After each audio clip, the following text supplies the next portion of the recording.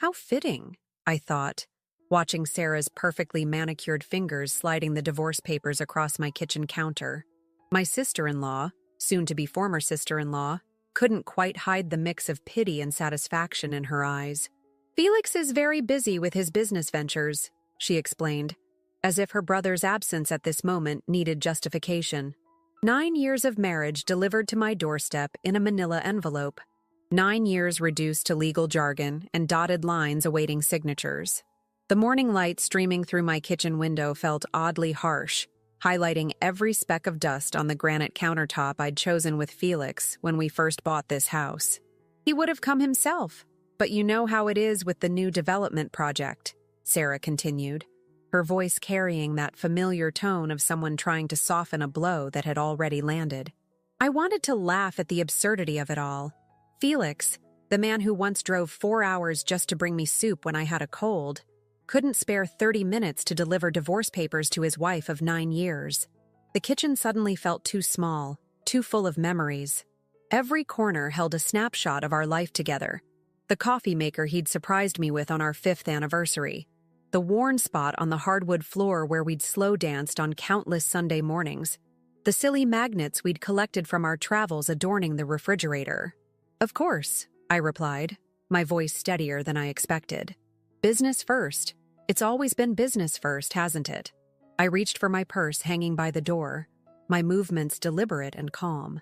Sarah watched me, confusion creeping across her features as I pulled out another envelope. This one cream-colored and weighted with heavy cardstock inside. Would you mind giving this to him? I asked, extending the envelope toward her. It's something I've been meaning to share. The paper felt warm in my hands, like it carried its own energy, its own purpose. Sarah took it, her curiosity evident in the slight tilt of her head. What is it? Just some information I think he should have, I answered, managing a small smile that didn't quite reach my eyes. Something that might interest him more than these divorce papers.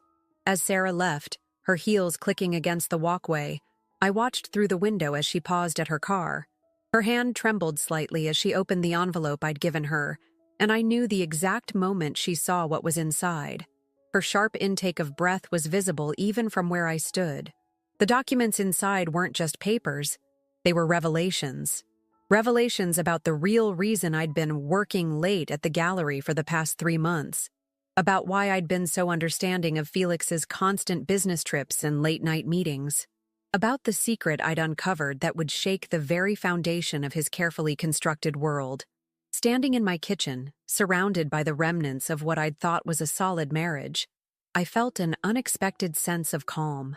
The weight I'd been carrying for months had finally shifted. Felix had chosen to end our marriage with cold efficiency, through his sister and a manila envelope, but I had chosen to fight back with truth, delivered in cream-colored cardstock. The divorce papers lay untouched on the counter, but my heart was racing with anticipation.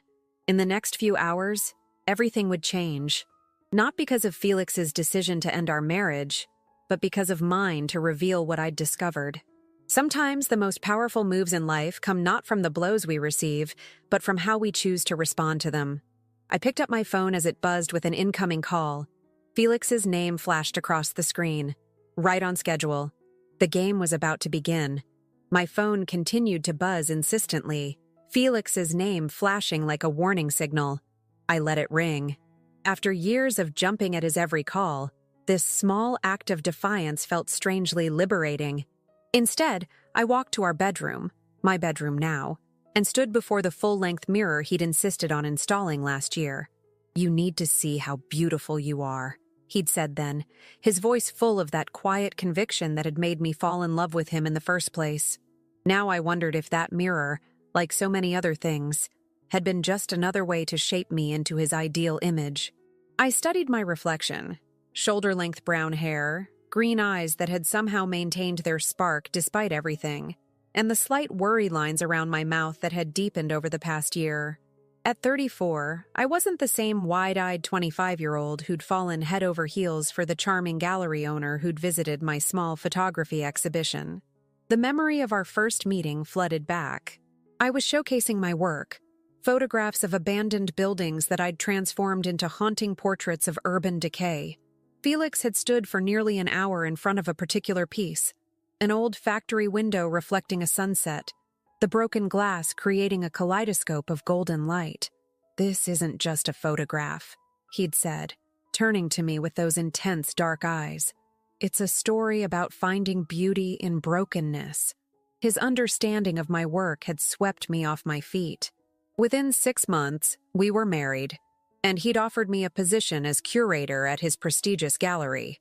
The phone finally stopped ringing, only to ping with a text message. "What are you playing at, Ashley? Call me immediately." I smiled at my reflection, remembering how I'd discovered the truth. It hadn't been through dramatic revelations or private investigators. Instead, it had been through small details that didn't quite add up, like pieces of a puzzle that showed a different picture than the one on the box. It started with the gallery's new assistant, Claire.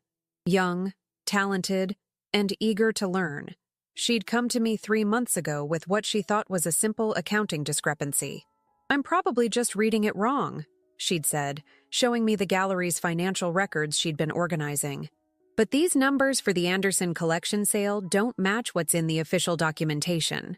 I'd dismissed it initially. Felix handled all the financial aspects of the gallery. "That's not my department," I'd always said, trusting him implicitly with the business side while I focused on the artistic direction. But Claire's discovery had planted a seed of curiosity that grew into something I couldn't ignore. The phone buzzed again. This time, it was Sarah. "Ashley, what the hell is this? Felix is absolutely livid. What have you done?" I turned away from the mirror and walked to the window, watching as the afternoon sun cast long shadows across our carefully maintained garden. The rose bushes I'd planted in our second year of marriage were in full bloom, their pink petals a stark contrast to the mounting tension in the air. The evidence I'd gathered wasn't just about money. It was about trust, about the subtle ways Felix had been manipulating not just the gallery's finances, but my entire life. The separate bank account I'd discovered, hidden behind layers of clever accounting. The mysterious art collector who always seemed to buy pieces at suspiciously high prices. The way Felix had gradually convinced me to step back from my own photography, claiming my role as curator was more important. My phone lit up with another message, this time from David, my oldest friend and the gallery's head of security. "Just got fired. I guess you dropped the bomb. Are you safe?" David had been instrumental in helping me piece everything together, though he hadn't known it at the time. His casual mention of security cameras being disabled during certain private showings had been another piece of the puzzle. Felix hadn't just been selling art. He'd been using my curatorial reputation to authenticate pieces with questionable provenance, making a fortune in the process. I picked up my phone and finally typed a response to David. "I'm fine. Everything's going according to plan. Meet me at the usual place in an hour." The sun was setting now, casting that same golden light I'd captured in my photograph all those years ago. But this time, I wasn't documenting beauty and brokenness. I was creating it. The envelope I'd given Sarah contained proof of everything. The fraudulent sales, the manipulated authentications, the paper trail that led right to Felix's carefully hidden accounts. But there was something else in that envelope. Something that would hit Felix harder than any financial revelation. Something that proved he hadn't been as clever as he thought, that his wife hadn't been as blind as he'd assumed. The doorbell rang, its chime echoing through the house. Through the window, I could see Felix's car in the driveway, his tall figure standing at the door. The moment of confrontation had arrived sooner than I'd expected. I took one last look in the mirror, straightened my shoulders, and headed downstairs. It was time to face the man who thought he could discard 9 years of marriage with a manila envelope and a busy schedule. The game wasn't just beginning. It was about to change entirely. The walk to the front door felt like crossing an ocean. Each step carried the weight of 9 years, of countless memories, of love turned to betrayal. I opened the door to find Felix exactly as I'd expected, impeccably dressed in his signature charcoal suit, his dark hair showing distinguished touches of gray at the temples, but his usual composed demeanor had cracked, revealing something I'd rarely seen: genuine fear. "What do you think you're doing?" he demanded, pushing past me into the foyer. The scent of his expensive cologne filled the space. The same scent that used to make my heart skip a beat, now just another reminder of his carefully crafted facade. "Please come in," I said dryly, closing the door. "Though I thought you were too busy for personal visits. Isn't that why Sarah delivered the divorce papers?" He spun around, his face flushed with anger. "Don't play games with me, Ashley. Where did you get those documents? Who have you shown them to?" I moved past him into the living room, taking my time to sit in my favorite armchair, the one I'd reupholstered myself last summer while he was away on one of his many business trips. "Interesting that you're more concerned about who's seen them than denying what they show. This isn't a game," he snapped, remaining standing, his tall frame casting a shadow across the room. "Do you have any idea what you're doing? The gallery's reputation—" "The gallery's reputation?" I interrupted, letting out a short laugh. "You mean my reputation? The one you've been using to authenticate questionable pieces? The one that's been making you a fortune on the side?" His expression shifted, and for a moment, I saw a glimpse of the man I'd married. Vulnerable, uncertain, but it vanished quickly, replaced by the calculating businessman he'd become. Everything I did was for us, for our future. The gallery needed those deals to survive. "Don't." I held up my hand. "Don't you dare try to justify this as something you did for us. The separate account in the Caymans isn't exactly a joint investment in our future." He paced the room, his expensive shoes clicking against the hardwood floors. "How long have you known?" "Long enough." I watched him move, remembering how I used to find his restless energy charming. "But that's not what's really eating at you, is it? You want to know what else was in that envelope besides the financial records?" Felix stopped pacing, his hands clenched at his sides. "Ashley, sit down, Felix," I said softly. "You're going to want to be sitting for this part." He hesitated, then sank into the couch across from me. For a moment, neither of us spoke. The afternoon light was fading, casting long shadows across the room. Through the window, I could see our neighbor, Mrs. Peterson, walking her dog, completely unaware of the drama unfolding behind our perfectly maintained facade. "Do you remember last spring?" I began, keeping my voice steady. "When you insisted I take that trip to the wellness retreat? Said I seemed stressed, needed time to myself." His face remained impassive, but I saw his jaw tighten. "I didn't go," I continued. "I stayed in the city. Followed you one night when you said you had a private showing at the gallery. Watched you meet with Victor Taylor." "Ashley," he started, but I cut him off. "Victor Taylor, the mysterious collector who always seems to pay well above market value for certain pieces. The same Victor Taylor whose name appears on multiple transfer documents to your Cayman account." I leaned forward. "But here's what's interesting. When I started digging into Victor Taylor, I found something fascinating. He doesn't exist." Felix's face had gone pale. "You don't understand the complexity of international art sales." "Oh, but I do now," I interrupted. "I understand plenty, including why you've been so insistent that I step back from my photography career. Can't have your wife's artistic eye getting too sharp, can you? Might notice things about those pieces you've been authenticating." He stood up abruptly. "Whatever you think you know, whatever evidence you think you have, it won't hold up. You're making accusations that could destroy everything we've built." "No, Felix, I'm revealing what you've destroyed. But here's what you really want to know. What made Sarah's hands shake when she opened that envelope?" I stood as well, meeting his gaze. "Remember Anna?" The color drained from his face completely. "What about her? Your assistant before Claire? The one who suddenly quit and moved away?" I moved closer to him. "She didn't just quit, did she? She threatened to expose everything, so you paid her off, quite generously according to the records I found. But what you didn't know was that before she left, she made copies. Of everything."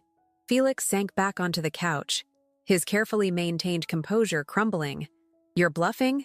"Anna and I had a lovely lunch last week," I said, walking to the window. "She's doing well, by the way. Opened her own small gallery in Seattle. She was quite relieved to finally tell someone the whole story, about the forgeries, the fake provenance documents, the shell companies. She'd been carrying that guilt for years." The silence that filled the room was deafening. Outside, life continued normally. Cars passing, birds singing, the everyday symphony of our quiet suburban street. Inside, years of lies were crumbling like a house of cards. "What do you want?" Felix finally asked, his voice barely above a whisper. I turned to face him, the last rays of sunlight casting my shadow long across the floor. "I want what I've always wanted, the truth. But since you've never been able to give me that, I'll settle for something else." Reaching into my pocket, I pulled out a USB drive. "Everything's here.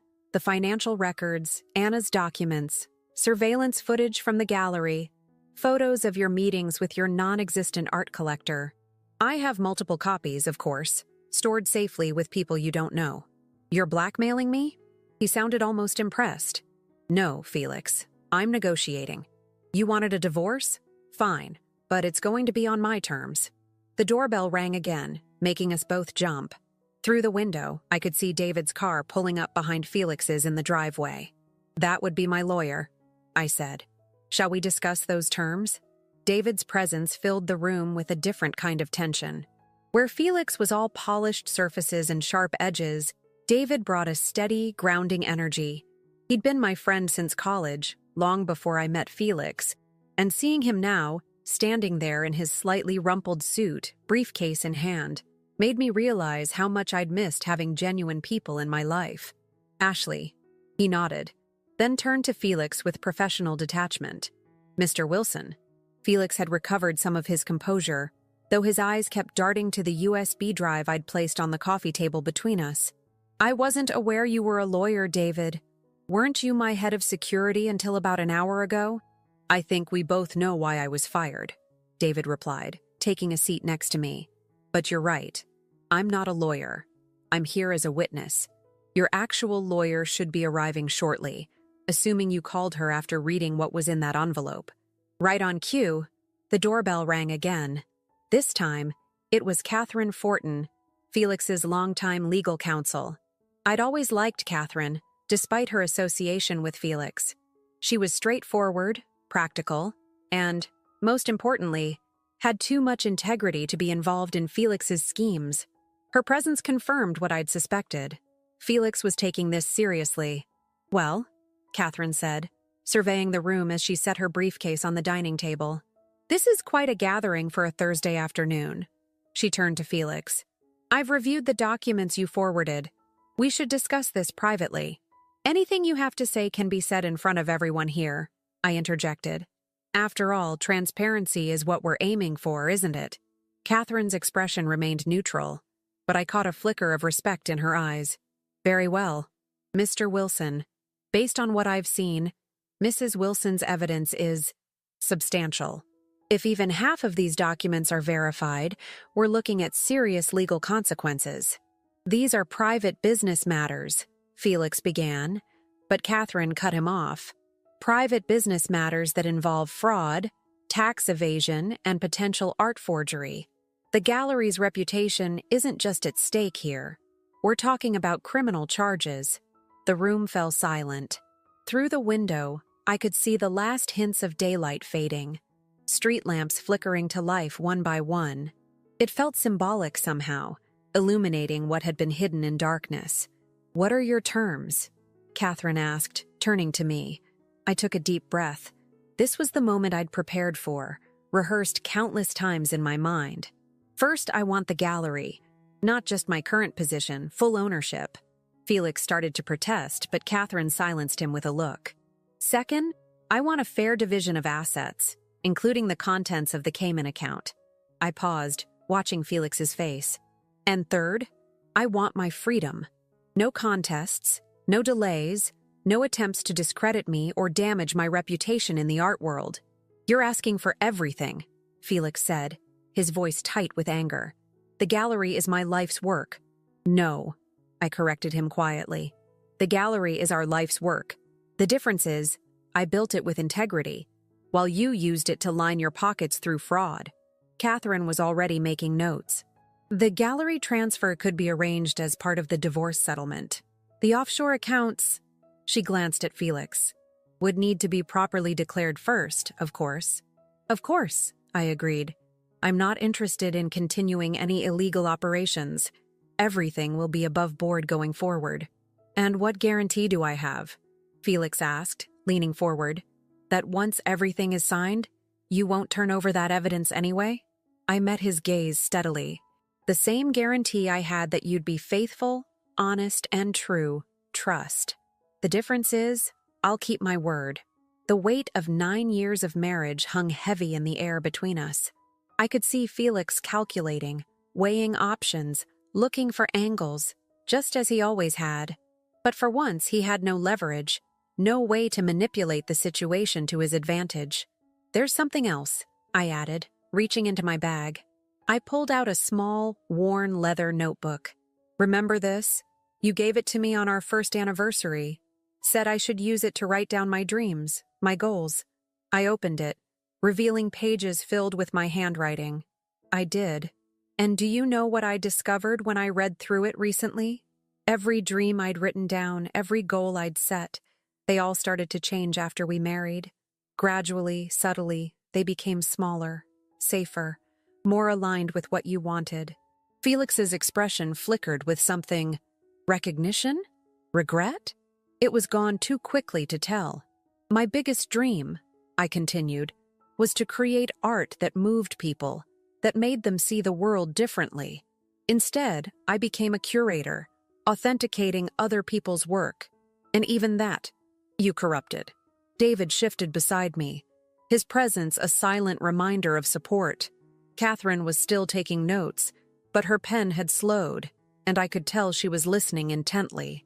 So here's what's going to happen, I said, my voice gaining strength. You're going to sign the divorce papers. You're going to transfer the gallery to me. You're going to declare all your hidden assets. And then you're going to disappear from my life.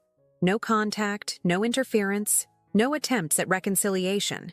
And if I refuse, Felix asked, though his tone suggested he already knew the answer, then everything goes to the authorities. The FBI's art crime team would be particularly interested in the documentation about the forged certificates of authenticity, not to mention the IRS's response to those undeclared accounts. Catherine cleared her throat. Mr. Wilson, as your legal counsel, I strongly advise considering Mrs. Wilson's terms. They are remarkably reasonable given the circumstances. The grandfather clock in the hallway, another piece of our shared life, chimed 8 times. Each sound seemed to mark another nail in the coffin of our marriage. Felix stood up slowly, straightening his suit jacket with hands that trembled slightly. I'll need time to review the specific terms with my lawyer. You have until tomorrow morning, I replied. The gallery opens at 10. I'd like this resolved before then. As Catherine gathered her things and prepared to leave with Felix, she paused beside me. For what it's worth, she said softly. I'm sorry. I had no idea. I know, I replied. Neither did I for a long time. The front door closed behind them, leaving me alone with David in the growing darkness of the living room. The USB drive still sat on the coffee table, its small LED light blinking steadily like a beacon. You okay? David asked, breaking the silence. I looked around the room, at the photos on the walls, the carefully chosen furniture, the life I'd built with a man I thought I knew. No, I answered honestly, but I will be. After David left, the house felt impossibly large and empty. I wandered from room to room, touching familiar objects that suddenly felt foreign. The vintage camera collection I'd stopped adding to years ago, the art books Felix had always chosen, the wedding photo still hanging in the hallway. In it, we're both laughing, my white dress catching the sunset light. Felix looking at me like I was his whole world. What a convincing performance that had been. My phone buzzed with a text from Claire. Security just let me back into the gallery. Everything okay? Sweet, observant Claire, who'd inadvertently started this whole revelation with her careful attention to detail. I typed back a quick response. All good. See you tomorrow morning. Big changes coming. In the kitchen, I found Sarah's handbag. She must have left it during the chaos earlier. Inside was the cream-colored envelope I'd given her, now wrinkled from being handled repeatedly. I pulled out the contents, spreading them across the kitchen island where just hours ago she'd delivered the divorce papers. The evidence was devastating in its thoroughness. Bank statements showing suspicious transfers. emails between Felix and various collectors who didn't exist, photographs from gallery events where certain pieces appeared, only to be replaced by nearly identical ones weeks later. Anna's detailed records of every transaction she'd been forced to process, every document she'd been asked to falsify. But what made Sarah's hands shake wasn't just the evidence of Felix's art fraud. It was the other documentation, the proof that her own husband, Thomas, had been helping Felix launder money through his real estate business. The brothers-in-law had quite an operation going, and Sarah had been as much in the dark as I had been. I pulled out my phone again and dialed Sarah's number. She answered on the first ring. "You left your bag," I said softly. There was a long pause. "Did you know?" she finally asked, her voice rough. "About Thomas? I found out while investigating Felix. Sarah, I'm so sorry." She let out a shaky breath. All those late-night meetings, the sudden influx of cash for the new house renovation. God, I feel so stupid. "You're not stupid. We trust the people we love. That's not a character flaw. What are you going to do?" she asked. "With all of it?" I looked out the window at the garden I'd planted and tended, watching the motion sensor lights flicker on as a cat stalked through the flower beds. "That depends on Felix and Thomas.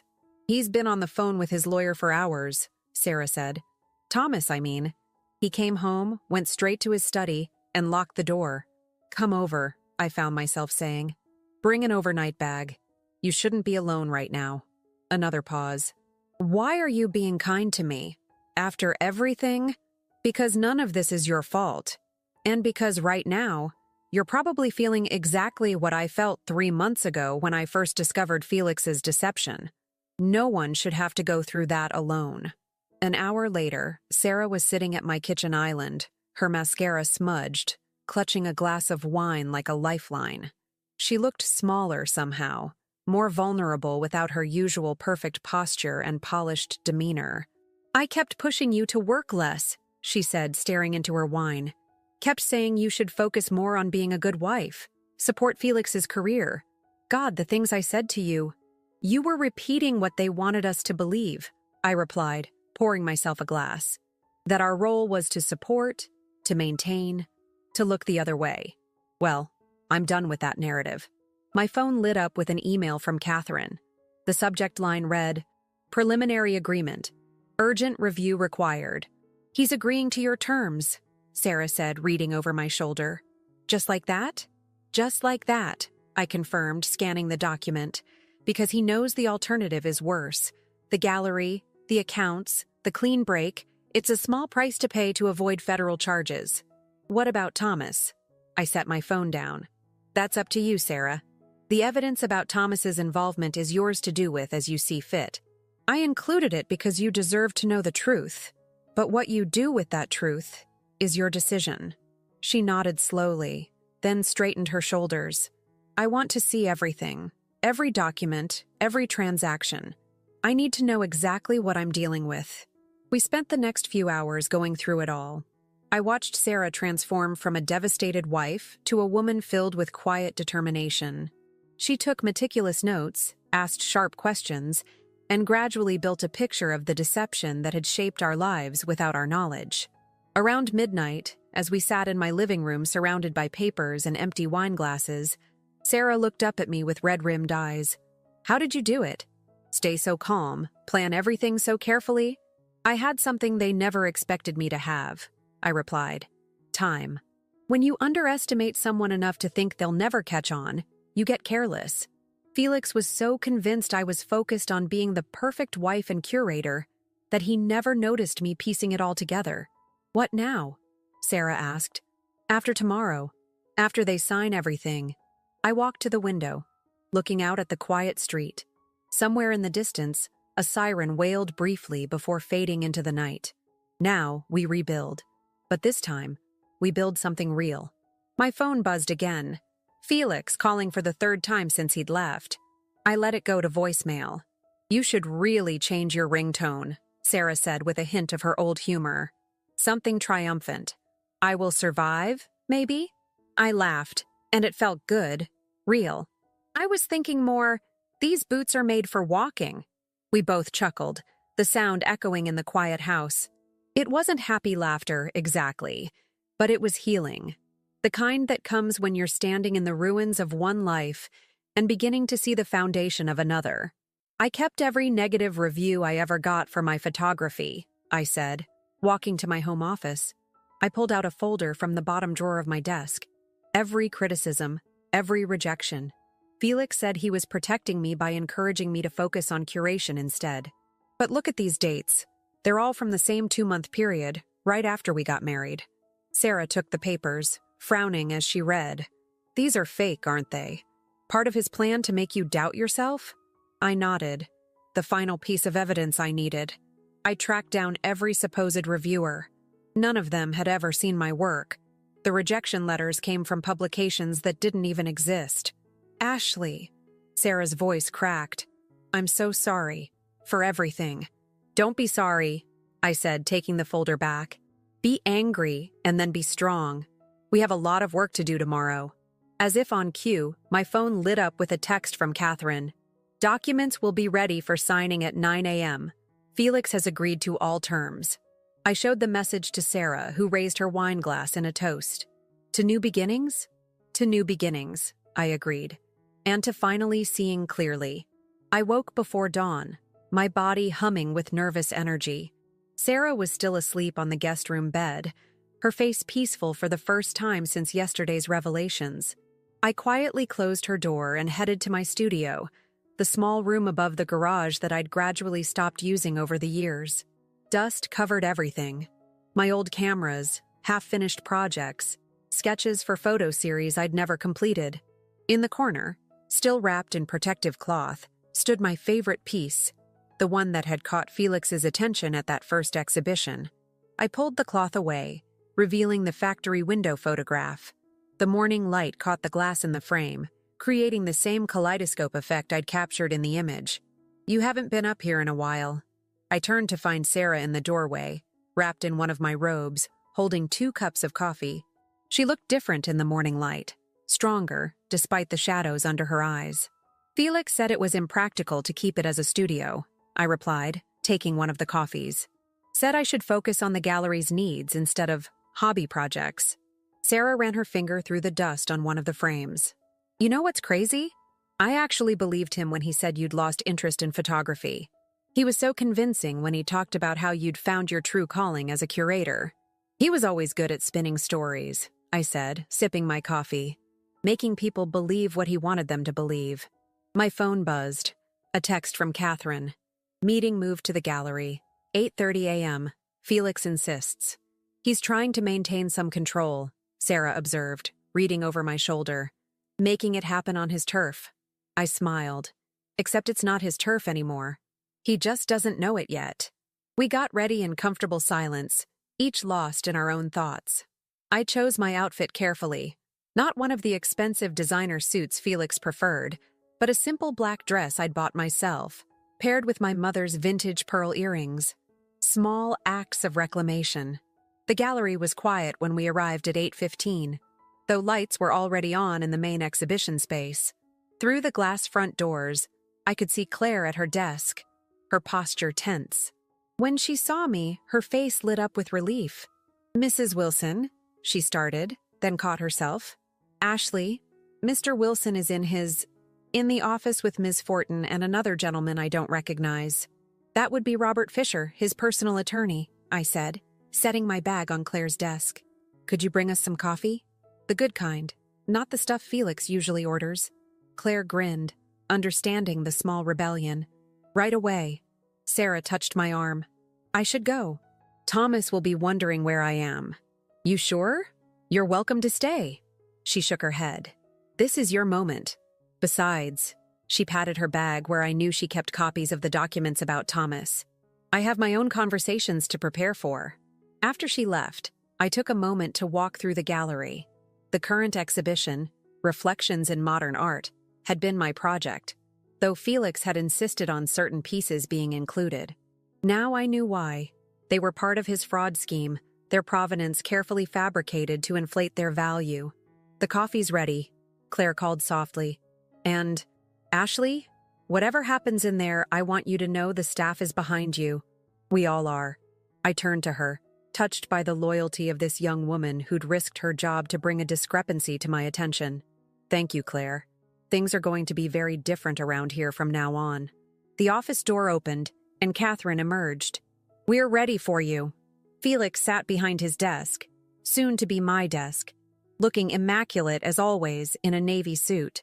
Robert Fisher stood by the window, radiating expensive litigation experience. A document folder lay on the desk between them. Ashley, Felix said, his voice carefully neutral. You're looking well. Amazing what a good night's sleep can do, I replied, taking a seat. Shall we begin? Catherine opened the folder. Everything's as agreed. The gallery ownership transfer, the divorce settlement including the disclosed offshore accounts, and the non-disclosure agreement protecting all parties. One small addition, Robert interjected. Mr. Wilson would like to maintain an advisory role in the gallery's operations. No. The word came out sharp and clear. Ashley. Felix leaned forward. Be reasonable. My connections in the art world? Your connections? I interrupted. You mean the fake collectors? The forged authentications? Those connections? The room fell silent. Even Robert looked uncomfortable. Sign the papers as agreed, I continued. Or I make a call that starts a federal investigation. Your choice. Felix's jaw tightened, but he picked up the pen. I watched as he signed each document, his signature becoming progressively less controlled. When he finished, he stood abruptly. I built this gallery from nothing, he said, his voice rough with emotion, or perhaps just wounded pride. No, I corrected him gently. We built it together. I just didn't realize at the time that we were building it on lies. Catherine slid the signed documents to me. As I began to sign, Claire knocked and entered with the coffee. Perfect timing, I said. Claire, could you gather the staff in the main gallery? I'd like to have a brief meeting before we open. Actually, Felix started, but I cut him off. You should leave now, Felix. Your keycard has already been deactivated. He stared at me for a long moment, and I saw something flicker in his eyes. Perhaps recognition of the woman I'd become, so different from the one he'd tried to shape me into. Without another word, he left, Robert trailing behind him. Catherine gathered the documents, her usual professional mask slipping to reveal a smile. Congratulations, Ashley. Or should I say, Ms. Gallery owner? I stood, feeling the weight of the moment. Through the office windows, I could see staff gathering in the main space, their faces curious and hopeful. Claire was distributing coffee cups, her movements quick and efficient. Catherine, I said, would you like to stay for the meeting? I think you'll find the gallery's new direction interesting. She nodded, and together we walked out to meet the staff. The morning light streamed through the skylights, illuminating the space in a way that felt new and full of possibility. I looked at the faces before me, the security team that had worked with David, the curators who'd always supported my vision, Claire with her sharp attention to detail, and felt a surge of determination. It was time to rebuild, this time on a foundation of truth. Good morning, I began. We have a lot to talk about. The staff meeting was unlike any we'd had before. Gone was the sterile corporate atmosphere Felix had cultivated, replaced by an energy of cautious hope. I stood in front of my team now, and told them the truth. Not every detail, but enough. The gallery is entering a new phase, I explained, watching their faces. There will be changes, but I want to be clear about one thing. Your jobs are secure. In fact, I'll be reviewing salaries and benefits to ensure they reflect your true value to this institution. Claire, sitting in the front row, broke into a wide smile. Behind her, I saw several security team members exchange relieved glances. Some of you, I continued, may have noticed irregularities in recent years. Maybe you stayed quiet out of fear or loyalty, or simply because you weren't sure what to do. That ends today. We're going to rebuild this gallery's reputation the right way, with transparency and integrity. Marcus, our senior curator, raised his hand. What about the current exhibition? Some of these pieces will be thoroughly investigated, I finished for him. Catherine here will be helping us establish a new authentication process. Any piece with questionable provenance will be removed and dealt with appropriately. The meeting continued with questions, concerns, and suggestions flowing freely. It was messy, emotional, and exactly what we needed. When it ended, people lingered, talking in small groups. The atmosphere electric with possibility. Catherine touched my arm. That was well handled. But you know the hard part is just beginning, right? I nodded. The art world is going to notice when we start pulling pieces from exhibition. There will be questions. Not just questions, she warned. Some of Felix's clients might get nervous about their investments. And nervous people can be dangerous. I know. That's why I've already scheduled meetings with our top collectors for next week. The legitimate ones, I mean. Claire approached with a stack of papers. Ashley, I've compiled a list of all transactions from the past 3 years that match the patterns you asked about. And there's something else you should see. She handed me a separate folder. Inside was a series of emails between Felix and a name I recognized. Michael Sullivan, one of New York's most respected art critics. When did you find these? I asked, scanning the increasingly damning correspondence. Last night. I came back after hours and started digging through the archived emails. Mr. Sullivan's reviews, they weren't exactly independent. I closed the folder, feeling a fresh wave of anger. Felix hadn't just manipulated my career. He'd actively sabotaged it, paying critics to discourage my photography while promoting the gallery's questionable acquisitions. Add Sullivan to the list for next week's meetings, I told Claire, and contact every publication he's written for. They should know their critic is for sale. The gallery opened to the public at 10, as it always did. I watched from my office now, as the first visitors wandered in. They had no idea they were looking at art caught between two worlds, the corrupt one we were leaving behind, and the honest one we were building. My phone buzzed with a text from Sarah. Just confronted Thomas. He's moving out. Can we talk later? Before I could reply, David appeared in my doorway. Got a minute? I waved him in, noticing he was wearing his security uniform again. I thought Felix fired you. He did, but since the new owner just rehired me as head of security, he grinned, then turned serious. We need to talk about the storage room in the basement. My stomach tightened. The one Felix kept locked? What's down there? That's just it. We don't know. It's the only room in the building with a separate security system. None of us have access. I stood up. Well, that's about to change. Call a locksmith. An hour later, I stood with David and Catherine in front of the storage room door, as a locksmith worked on the sophisticated lock. The basement was cool and quiet. The only sound the mechanical clicking of the locksmith's tools. Got it, he announced finally. David moved forward, but I held up my hand. Wait, Catherine, would you document this? I want everything properly witnessed and recorded. She nodded, pulling out her phone to video record. The door opened with a soft click, revealing a space about the size of a small bedroom. The lights flickered on automatically, illuminating rows of carefully wrapped paintings and sculptures. Oh, Felix, I breathed. What did you do? Catherine lowered her phone. These need to be authenticated immediately. If these are what I think they are. The fakes, I finished. The originals that were replaced with forgeries.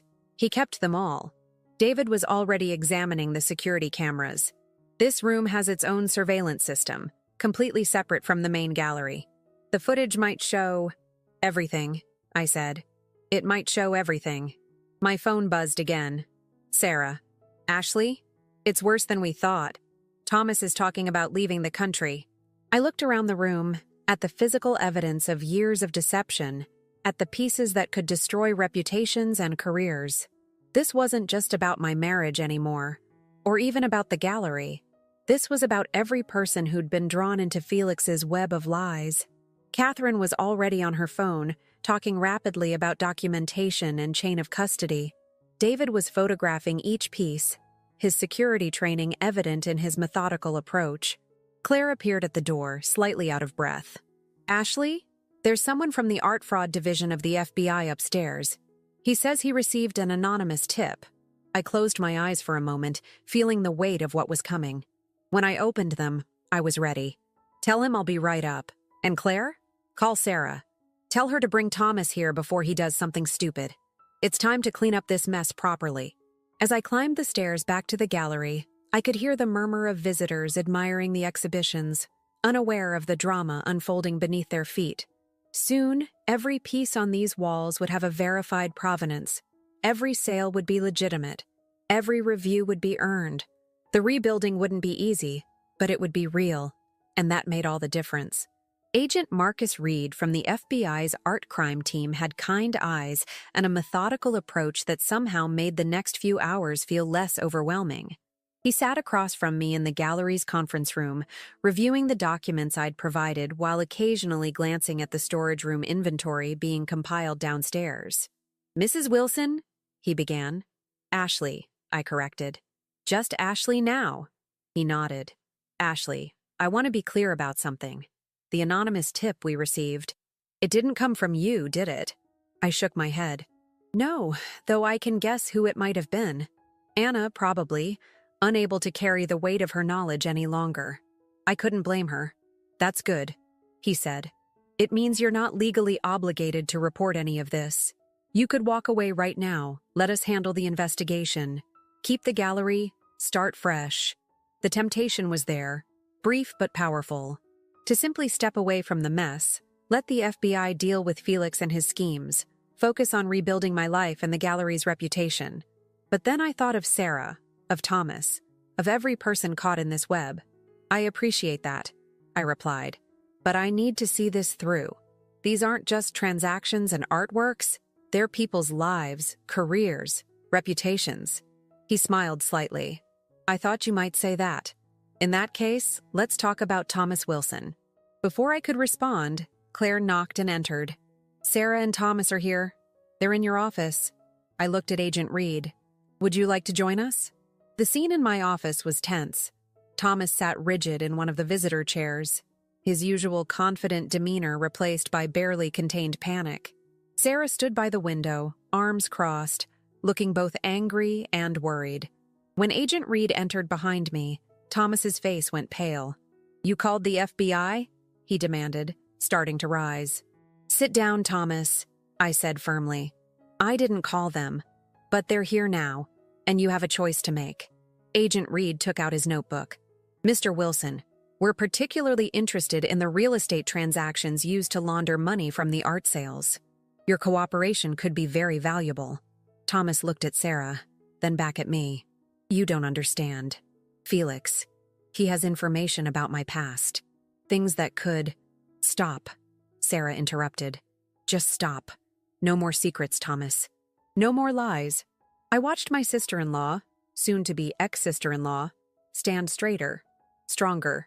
"Whatever Felix has on you," she continued, "it can't be worse than running away and leaving me to deal with the aftermath."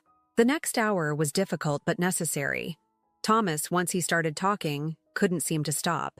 He revealed how Felix had initially approached him about using his real estate business to help move money, how one small favor had led to another until he was completely entangled in the scheme. "Felix knew about my gambling debts from college," he admitted. "Said he could help me clear them if I helped him with some creative financing." By the time I realized how deep it went, Agent Reed took detailed notes while I watched Sarah. She absorbed each revelation with growing resolve, her expression shifting from hurt to determination. "I'll need all the documentation," Reed said finally. "Everything you have about the property transactions, the shell companies, all of it." Thomas nodded numbly. "It's in my home office. Sarah knows where." "I'll get it," Sarah said. "All of it." The look she gave Thomas made it clear she'd be thorough. As they left with Agent Reed, I sat behind my desk, feeling the weight of the day. Claire appeared with coffee and a stack of messages. "The New York Times called. They want to comment about Sullivan's reviews, and the Modern Art Museum director is asking about 3 pieces we sold them last year. Tell the Times I'll give them an exclusive next week, and schedule a meeting with the museum director. They deserve to know the truth about their acquisitions." Claire hesitated. "There's something else. A woman is here to see you. She says her name is Rebecca Wilson. She says she's Felix's first wife." The coffee cup froze halfway to my lips. "What?" "She's been waiting in the small gallery. She says it's important." I set the cup down carefully. "Send her in." Rebecca Wilson was not what I expected. In my mind, Felix's first wife had been a hypothetical figure, someone he rarely mentioned and dismissed as young love that didn't work out. The woman who entered my office was elegant, composed, and carried herself with the quiet confidence of someone who had rebuilt herself from scratch. "You must be Ashley," she said, taking a seat. "I've been following your work at the gallery for years. Your eye for emerging artists is remarkable." "Thank you," I replied carefully. "Felix never mentioned that I was also in the art world?" She smiled. "No, he wouldn't have. It didn't fit his narrative. Just like he probably never mentioned why our marriage really ended." I leaned forward. "I'm listening. 15 years ago, I was where you are now. Different gallery, different schemes, but the same Felix. Always so charming, so convincing about how everything he did was for us, for our future." She reached into her bag and pulled out a folder. "When I saw the FBI entering the gallery today, I knew it was time. These are records from Felix's early days in the art world. The pattern was established long before he met you." I opened the folder, scanning documents that showed a history I'd never known existed. "Why are you showing me this now?" "Because you're doing what I couldn't back then. You're standing your ground, cleaning up the mess, helping others affected by his actions. I just ran. Changed my name back, moved to Chicago, started over. But the art world is small, and I've watched his career, watched him repeat the pattern." She stood to leave. "The FBI will want to see those. And Ashley? The hardest part isn't uncovering the truth. It's rebuilding afterward. But from what I've seen of your work, you're more than capable." After she left, I sat in the growing darkness of my office, thinking about patterns, about choices, about the difference between running away and moving forward. My phone lit up with a text from Sarah. "Got everything from Thomas's office. Meeting Reed tomorrow morning. You free for dinner tonight?" Another message followed quickly. "Found something else too. Letters from Felix to Thomas from years ago. You need to see these." I texted back. "Dinner at my place. 8 p.m. Bring the letters."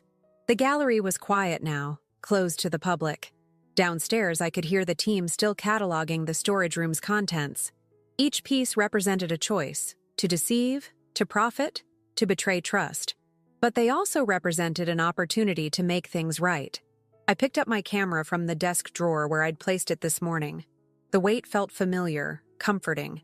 Through the office window, the setting sun cast long shadows across the gallery floor, creating the kind of light I used to chase with my lens. Perhaps it was time to start chasing it again. 3 months later, I stood in the gallery's main space, making final adjustments to the lighting. The room looked different now, cleaner somehow, more authentic. Every piece on display had been thoroughly vetted, every provenance verified, every artist properly credited and compensated. Sarah appeared beside me, elegant in a simple black dress. The crowd starting to gather outside. "Ready?" I glanced at my watch. 15 minutes until the opening of my first photography exhibition in nearly a decade. Almost. Just need to check one last thing. In the center of the main wall hung my factory window photograph, the one that had caught Felix's attention all those years ago. But now it was part of a series. New works showing the same window through different seasons, different times of day, documenting transformation and persistence. "Those letters you found in Thomas's office," I said, adjusting a spotlight slightly. "Did you ever tell me everything that was in them?" Sarah was quiet for a moment. "No. Some things are better left in the past. What matters is what we do now." She was right, of course. The letters had revealed the full extent of Felix's manipulation, how he'd planned everything from the beginning, using Thomas to help him target promising galleries and their owners. I was just the latest in a pattern that stretched back years, but knowing that had been strangely freeing. It meant none of it had been my fault, and all of my rebuilding was my own choice. Claire hurried over, clipboard in hand. "Everything's ready. The Times reporter is here, and Agent Reed just arrived. He said he has news." I nodded. "Show them to my office. I'll be there in a minute." After they left, I turned to Sarah. "How's the new place?" "Small," she smiled. "But mine. The divorce papers came through yesterday." "Look at us," I said. "Starting over. Not over." she corrected. Just starting for real this time. In my office, Agent Reed stood looking at the photographs I'd hung on the walls. Street scenes, candid moments, life caught in unexpected angles. The investigation's complete, he said without preamble. Felix and Thomas took a deal. They're cooperating in exchange for reduced sentences. And the restitution? The money from the Cayman accounts will be used to compensate the defrauded buyers. Your documentation of everything made the process much smoother. The Times reporter, Lisa Evans, was taking notes. And the gallery's new direction? Complete transparency, I replied. We've established a rigorous authentication process, partnered with independent verification experts, and created a fund to support emerging artists. But tonight's exhibition is about something else. Your return to photography. My return to truth, I corrected. Every image in this show represents a moment of genuine connection, of seeing something clearly for what it is. A knock at the door. Claire again. 5 minutes until opening. The main gallery was transformed. Where once hung expensive pieces with questionable histories, now the walls told stories of urban decay and renewal, of shadows and light, of things broken and reborn. My work, alongside pieces by other artists who'd been sidelined or undervalued during Felix's tenure. The crowd flowed in right at 7, filling the space with energy and conversation. I saw familiar faces. David with his new private security firm, Catherine who'd helped navigate the legal complexities, Anna who'd flown in from Seattle for the opening. Even Rebecca Wilson was there, giving me a quiet nod of approval. Near midnight, after the last guest had left, I found myself back in my studio above the garage. The space had been cleaned, organized, turned back into a working artist's studio. My cameras sat ready, waiting for the next shoot. My phone buzzed. A text from an unknown number. Felix. Saw the exhibition coverage online. You always were talented. I'm sorry. I deleted the message without responding. Some chapters needed to stay closed. Sarah had left a bottle of champagne on my desk with a note. To new beginnings and clear vision. Love, S. I poured a glass and walked to the window. The night was clear, the moon casting the same kind of light I love to photograph. The kind that reveals truth in shadows. My gallery manager contract sat in a frame on the wall. The first one I'd signed as both owner and artist. Below it hung the last review Sullivan had written before his credibility crumbled, claiming my work lacked depth and authenticity. The irony made me smile now. The investigation would continue for months, maybe years. There would be more revelations, more unraveling of old deceptions. But my part in it was done. I'd chosen truth, chosen rebuilding, chosen to see clearly and help others do the same. I picked up my camera, checking the settings out of habit. Through the viewfinder, the night looked different, full of possibilities, stories waiting to be told honestly. 9 years of marriage had ended with a manila envelope of divorce papers. But that wasn't the end of my story. It was just the beginning of a clearer picture. I raised my glass to the moon, to the future, to the truth that had set me free. Then I raised my camera and started shooting. Some moments deserve to be captured exactly as they are.